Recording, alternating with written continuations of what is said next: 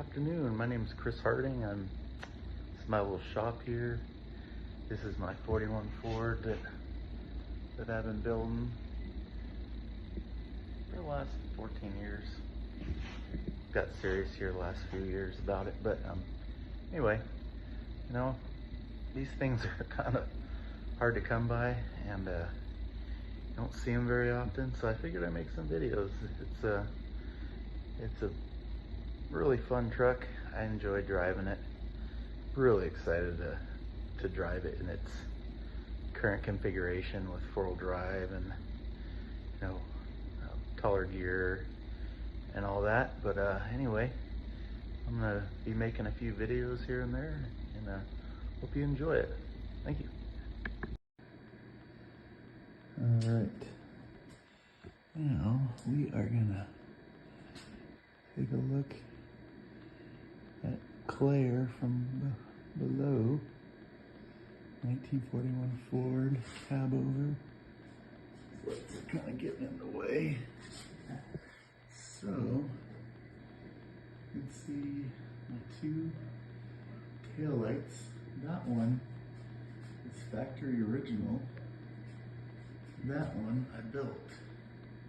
I took another left side one and cut it up and made it kind of look like the left one. Worked all right, at least until I can find another real right side taillight. See, this is a Eaton. It's kind of where it all started, actually, minus buying the truck. But this is out of a 70 Chevy 1-ton, I believe it was. Bought the chassis for like 125 bucks. Came with the wheels, but the axle was really what I was looking at because it had 410s instead of the 583 that my truck originally had. So it's got an offset pumpkin, but the third member brings it back to center. And then once I did that, then I had 8-lug, and that's when I went with these Vision 19.5 wheels. Looked a lot like the factory wheel that were 20-inch split rims. And there's the front dually. Wheel 19.5. And then right here, once I figured out I definitely couldn't find wheel adapters, I went with this Dana 60. It's out of a early 90s, mid 90s Ford.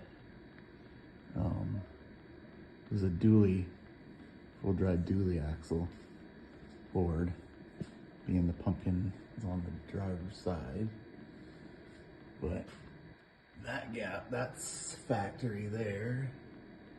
But right there, they shortened it 7.5 inches because this leaf spring pads were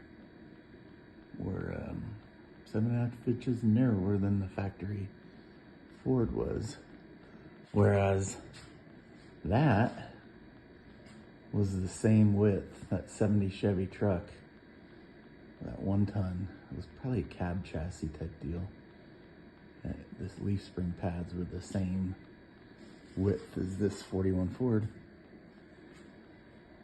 So it's got factory flathead engine, factory 4-speed transmission, still has the, we call that the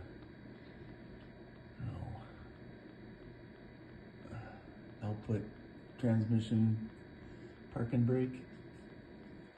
And then that is a mid-70s, late 70s, new process 205 transfer case. I built the brackets to hang the thing. Worked all right.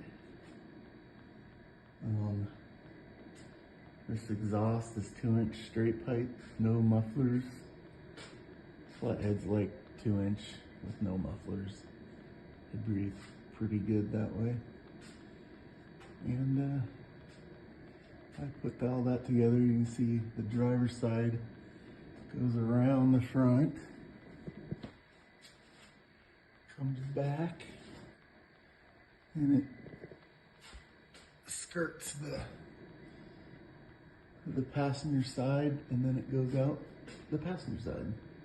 Whereas the passenger side manifold comes out here. It's not aluminized steel, but I have some clear coat, high temp clear coat. I'm gonna clean those exhaust tips up a little bit and then just spray those. I think that'll work. Still gotta cut off the last bit of U-bolt. I think I'm gonna wait until I put my flatbed on and put the wood on and everything. I don't think there's gonna be any sagging, but I wanna make sure I don't need to put like a little spacer in there to get the trucks to sit flat. I don't think that's gonna be the case, but just in case, I'm gonna not cut those until further notice.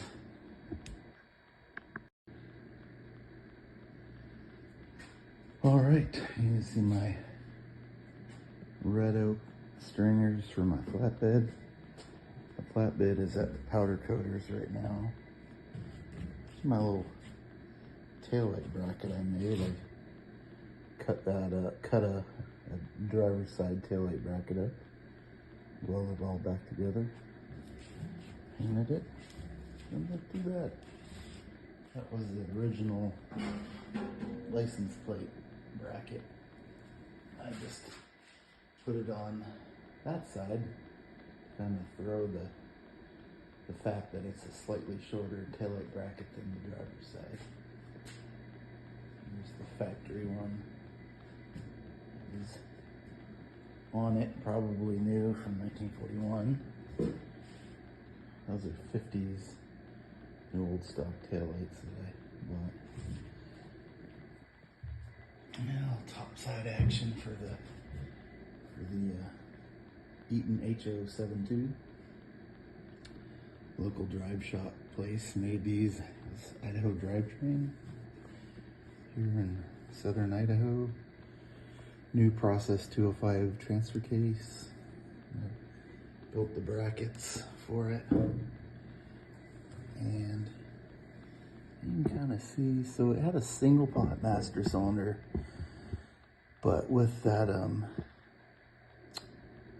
Dana 60 having disc brakes, I had to come up with a disc brake master. And so I think that's out of one of the earlier Ford offerings when they started putting disc brakes on pickup trucks.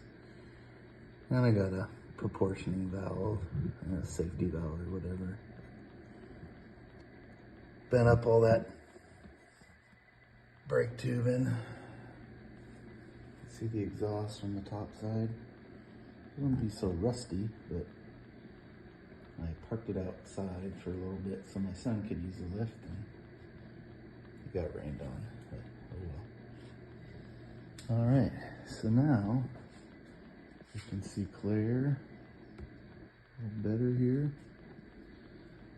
Last night, factory driver's side mirror, all powder coated.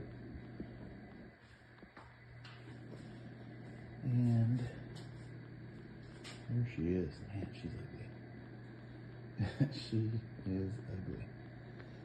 But yeah, so last night, put the AC on with the vents. That's all painted up. There's a little handle where, what is it? It's a keeper in there to keep them from flipping out when it doesn't need to be pushed out. But and then the emblems are going to go right here.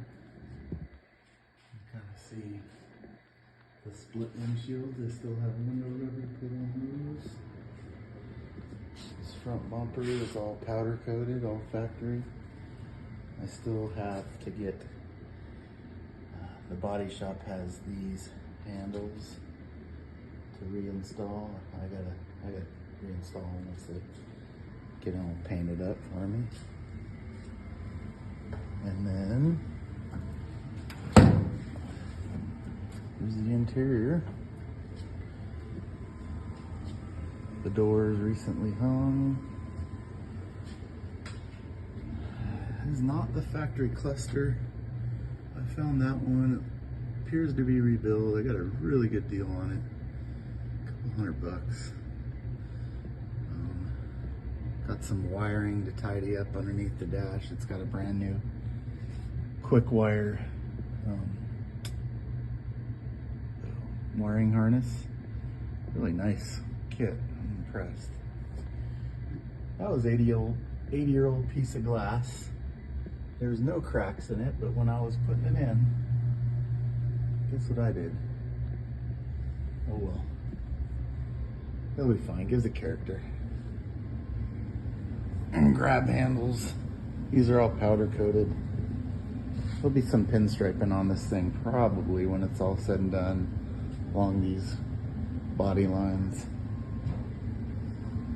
We'll go over to the dry passenger side here. The quick wire harness is pretty slick. You can get it with like rare earth magnets, and you don't have to have the thing bolted in. So if you ever have to troubleshoot something, you can kind of see it down here, and you can see that switch over on the right side. That is the ignition. So you can kill the ignition, and everything else looks like it works. So my security system. The box. I had these seats reupholstered probably 14 years ago, and they're really nice. The color was horrible. I don't know why I even picked them up, but I painted them with some vinyl paint, and it's holding up all right. It'll be good for the time being. You can see the shift knob, shift lever, parking brake. Yeah. It's got windshield wipers, probably for the first time in a long time. The vacuum wipers never worked all that well. They're electric wipers now. The door. These doors were soda blasted and then treated inside, and then primed with DP90 on the outside. Hopefully they'll stand the test of time. We'll see. Factory fuel neck has a fuel tank right behind the seats. I could probably